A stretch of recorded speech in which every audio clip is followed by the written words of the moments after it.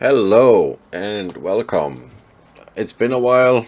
I had some private things in my life going on, all good stuff, but here's the new build. It's going to be built with just a couple of purposes. It needs to be cheap and it needs to be comfy in tier 16 maps, do some harvest and do some heist for my challenges. And here it is. It's Elementalist Golem. It uses stone golems, it's extremely tanky, and yeah, it does quite well. And right now the build diversity is not that great, so this made me quite happy, and hopefully you're going to be enjoying it too. Now the build can be scaled pretty high, but I might do it later in the league, but not right now, because I'm happy with it. So it's a really cool build. It's basically a walking simulator where you just, run around and your golems do the job. So yeah, if you enjoy this kind of content and these builds, you can definitely try it out. It's not going to cost too much and it's pretty nice. So yeah, let's get to it.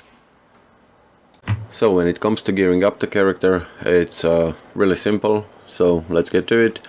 Bone helmet, golem enchantment, and then you can spam essences for resistance or life until you get +2 to all minion skill gems. On the weapons, double cold iron point. Until you get those, you can use 2 clay shapers. Amulet, we are using primordial chain for +3 golems, and it gives us 84 to 100% increased movement speed for them. Armor, brass dome, because it gives a bunch of armor since we are not using determination. Take no extra from crits, which is really nice, and you can get up to +5 maximum max res, and with some passive tree you can get to 82, 82, 83 and maximum chaos res. Right now I don't have the perfect roll, so it's 80, 80, 81, and when I use the chaos flask we have 67% chaos resistance. Now, rings, the only important thing is you get stats you need, so resistances, life, and then you need to have non-channeling skills have minus mana cost, because we reserve almost all of our mana. Darkness Enthroned, with Ghastly Eye Jewels you want to get taunt, life, and extra damage from minions. Blind is also really nice. On the gloves, again, just stats you need. And that's about that. When it comes to links, we have Desecrate and Convocation to summon our minions back to us, because the AI in this game is not perfect, so Convocation helps a lot. When it comes to Desecrate, we use it to proc our Flash Offering to give them more cast speed and attack speed, also movement speed. Now, on the boots, just resistances and everything. Chaos Golem, Minion Life, Meat Shield. We have a Lightning Golem linked to Cooling Strike. We have Blasphemy set up for our Vulnerability Curse. We are using Generosity with Dread Banner to give our golems chance to impale. We are using Purity of Elements for resistances and immunity to elements. We are using Molten Shell on the left click. And then we have Frostblink, Flame Dash for our movement skills, and we are using Pride. Now it's really important you get quality on the Pride. It also gets plus levels from cold iron points. The reason for that is we run around and we have a Blasphemy setup for Vulnerability Curse. So with the Pride we are basically, let's say, debuff our enemies so our golems do more damage. So that's why, as I said, we're not using determination, and that's why there's a brass dome. So that's pretty much the gear. The rest is going to be on the skill tree.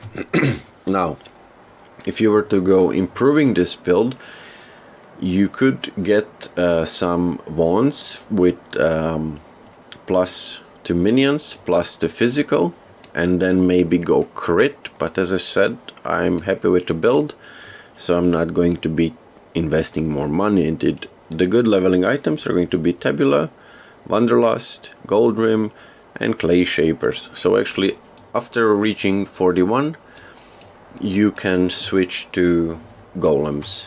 But up until that point, you should be using Absolution because it performs much better.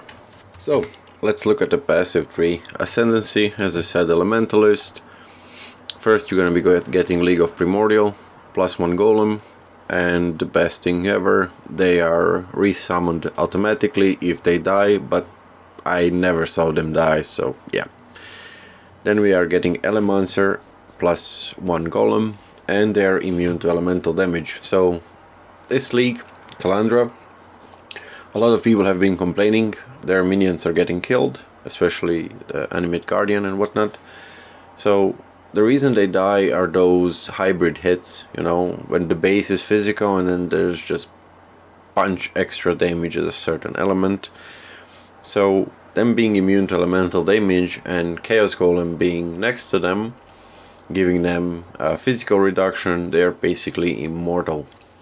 So even if you do die, they're just gonna run around and like nothing happened. And then you're getting Bastion of Elements for that Primal Aegis. And that's about that. And of course, Shaper of Storms actually at the end hits always shock, and all damage can shock. So every time you use your Frostbite link, it's gonna chill and shock the enemy, slowing it down and increasing the damage your golems are doing. So when we start leveling up, I always recommend, like, first couple of levels it doesn't really matter, because at level 12 you're gonna be starting to use Absolution. But you can level up with whatever you want, but you know, Absolution these days is a really nice leveling skill. So the first act, leveling, whatever, Freezing Pulse, Stormburst Mine, whatever you like. And then you're gonna get these nodes, and then since you are still early, you don't have any clusters, you can grab this life node, and then you go left. You can grab Sacrifice and Spiritual Command to buff your minions even more, and then you just start filling up your life and everything you need later on, because that's actually enough to reach maps. And as you go here and you grab your reservation, you're going to be grabbing more minion nodes. So if you're leveling up with Absolution, I would recommend doing it up until like level 70, but you can switch at level 41, because then you can equip your Clay Shapers and the Amulet. Here we are grabbing more life, we are getting to some nodes that might look weird, such as this one, these three here, but there is not a lot of minion damage on the tree, so we have to scavenge. So here we get some minion damage, and these three nodes are also minion damage. Golem Commander for another golem and increased buff. We are going to be anointing Ravenous Horde for the Onslaught. Up here there's a Hex Master with very important mastery, which is increased mana reservation efficiency of Curse Aura skills, which means Blasphemy setup, because we are using Vulnerability Curse in the Blasphemy setup, and we actually reserve all of our mana, which you will see. Let me just enter my hideout really quickly. As you can see, all mana is reserved, and that node actually allows that. Without it we are not able to do it. We don't have enough mana without like a light on level 4, which is really expensive, and as I said, I'm not investing that much. On the clusters, you're going to be using 2 minion damage clusters. The only important node, let's better look at this one, is going to be Rotten Claws for a chance to impale. We're grabbing a reservation. Master is going to be increased area of effect of aura skills, because we are using Pride to increase the physical damage our enemies take. And of course, quality is very important to increase that effect, area of effect even more. Reservation minion nodes. Here we are speccing into overwhelming 20% physical reduction. On our little jewels we are using 6 times Primordial Harmony, so that's the blue one, and the reason we use that 6 times is the cooldown recovery for the golems. So Stone Golem actually has 3 attacks, which is a normal basic attack. It has a roll, and it just rolls into enemies, and like the Peninsula boss. And then you have the Slam. The Slam is AoE and also the most powerful attack. So more cooldown for our golems means they're going to be using the Slam more often. And when you use multi-strike, and we do, it basically slams all the time. So we use 6 Primordial Harmonies, and we use 1 Eminence for attack speed, and increased buff effect and some armor to them. After that, Anima Stone for +1 golems. Then we are using Primordial Might for aggressiveness of the golems. And then the rest is just, as I said, Primordial Harmonies. More life, more life, more life.